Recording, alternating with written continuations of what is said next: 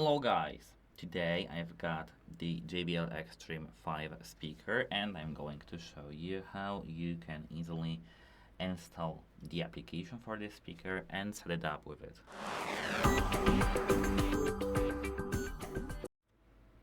So at first you need to open the Play Store in your Android device and open search.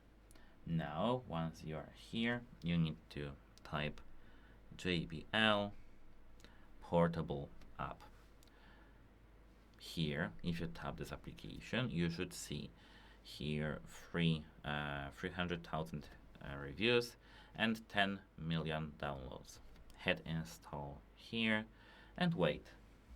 Of course, these values that I showed you a moment ago are the minimum values you should see to distinguish this application. Now hit open, wait till the intro goes off and hit get started. Here tap accept and tap allow to find the Bluetooth devices nearby.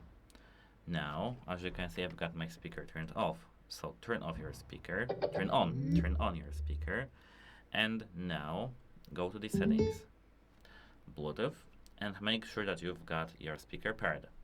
Now if you do, you can open this app back again and see your speaker's settings.